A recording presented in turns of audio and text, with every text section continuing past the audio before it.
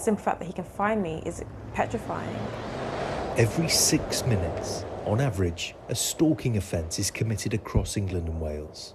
Times where I've feared more than anything is when he's come to my workplace.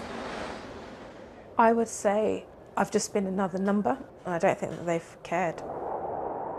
It's completely ruining my life.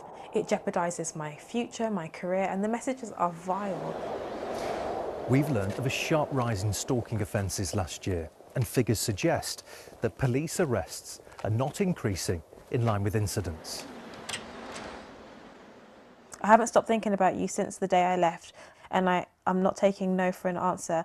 Message after message. Hi, I need to see you. Week after week. We met for a reason, and I believe we are meant for each other. Chris has been stalked for 6 years by a man she sat next to once in a team meeting at work. You dirty, filthy slag. I hope you get AIDS, bitch. It's just disgusting. Honestly, I can't bear these. This abuse surged during COVID. Here, a visit to her new offices was caught on CCTV. The moment you see a physical image of somebody, you then realise that actually this is really real. Someone that has absolutely no kind of relationship with me whatsoever can be completely obsessed. Hello. She says colleagues have been contacted more than 2,000 times. She doesn't work here anymore, I'm afraid. No, of course she don't. Ask her why she's sleeping with a married man and going around calling people and bullying people. Ask her. With increasing threats. He phoned up, spoke to someone and said he'll punch me up until there's no more of me. My fear is that he would take my life and then take his life. The National Stalking Advocacy Service, Paladin, says 1 in 2 stalkers carry out the threats they make.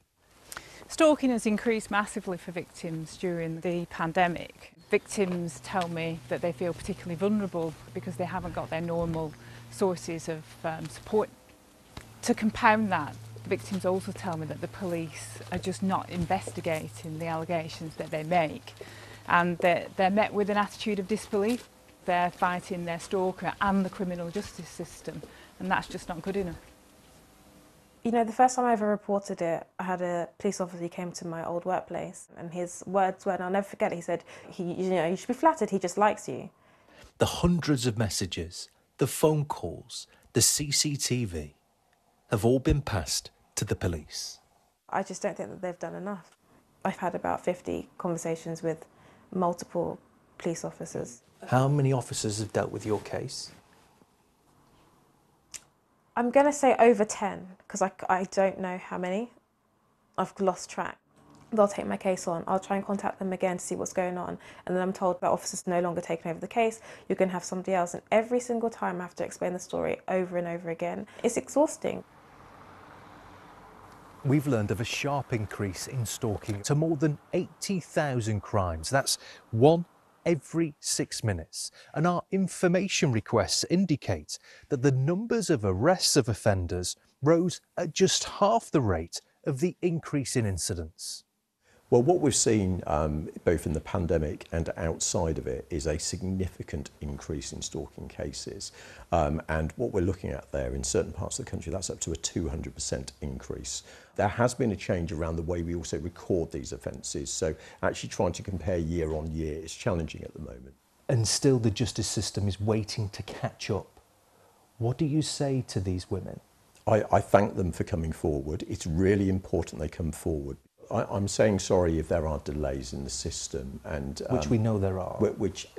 Yes, we accept that is the position in certain cases.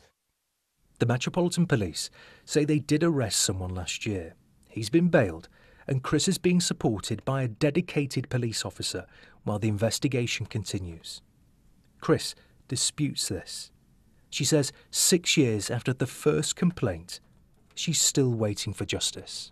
I want my story, I want other women's stories to be taken seriously. I will never be the same person. I think I'm completely guarded now, and I've got my guard up at all stages than I was before.